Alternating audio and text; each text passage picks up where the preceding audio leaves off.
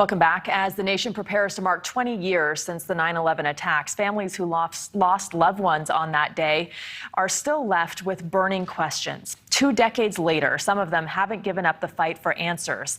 Terry Strada is the national chair for the 9/11 Families and Survivors United for Justice Against Terrorism organization. She joins us now. Welcome to Prime. Thank you. Thank you for having me. And first of all, just want to start out with our condolences for your loss. It must be a very difficult day for you every year. I understand you spoke to your husband, Tom, on the phone that day. He was inside the plane that hit the North Tower. Can you tell us about that conversation? He was actually inside the North Tower. He worked for Cantor Fitzgerald. He was on the 104th floor of the North Tower when the plane hit. And that's when he called me. He was able to get a phone call out and said that a plane had hit the building. This was before it was on the television set, so it must have been moments after. And it was just a very, very panicked phone call. The noise and the commotion that I heard in the background and the fear that I could hear in his voice and in the people surrounding him. He said that there was a lot of smoke, that it was really bad, and that they were going to go to the stairwell and try to get out. It's been 20 years, 4 administrations later. Have you gotten any answers? Not very many. We have been involved in a lawsuit against the Kingdom of Saudi Arabia for the last 19 years. We filed it in 2002. And in that lawsuit, we filed a subpoena against the Department of Justice to produce documents. And they have not cooperated very much. They've produced some things, but mostly they have overly classified. They've rubber stamped state secrets, and they've also refused to even look through files. So there's a lot of evidence that our U.S. government holds in regards to the kingdom and the role that they played in the attacks of September 11th, aiding and abetting and facilitating the attacks. And that is what we are fighting for right now.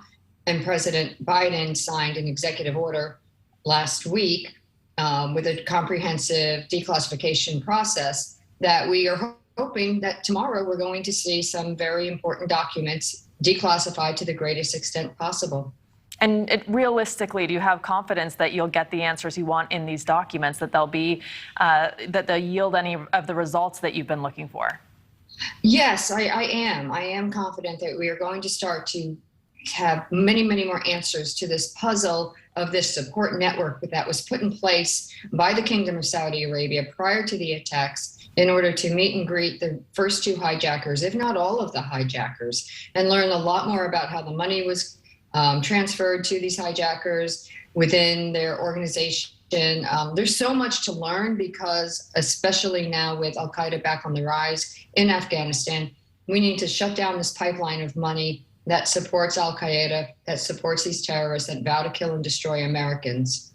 And when you say you want President Biden now to the fourth administration now, that you want him to hold the Saudis accountable, what do you mean by that?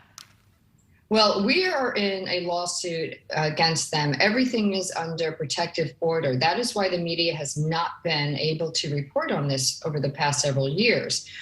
So what we want when we say to hold them accountable is that our evidence to be presented, all of the evidence that we're trying to collect, allow them to have their say and see what happens in the courtroom. Then if they are found guilty, they should be punished accordingly. And this country needs to take terrorism financing way more important than they do. They need to really get tough on it. There needs to be consequences, serious consequences, because we need to shut down this pipeline of money. And obviously this relationship between the U.S. and Saudi Arabia, the terror attacks didn't deter it. Saudi Arabia is probably our number 1, number 2 ally in the Middle East. We invaded Afghanistan and Iraq. Saudi Arabia still has a friendly relationship with every administration since September 11th.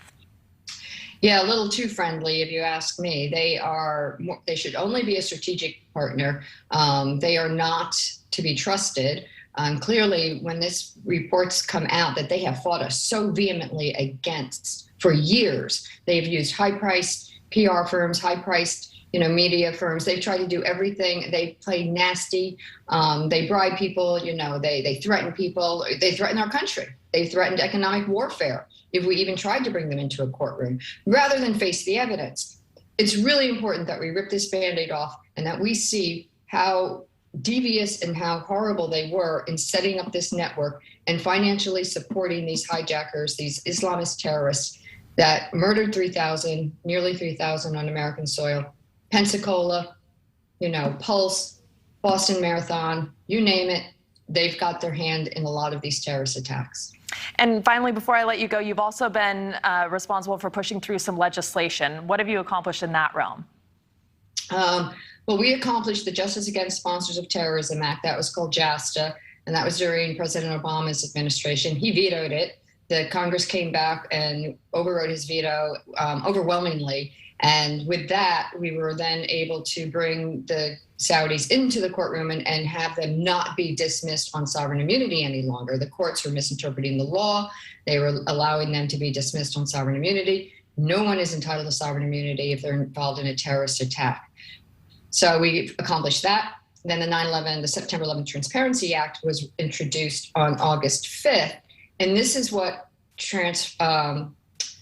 got us to the executive order that this president announced last week. He used the same language that was in that Transparency Act and is now mandating this full declassification review of all the documents. Well, I know you have been working tirelessly for 20 years now. We appreciate you coming on the show. Thank you.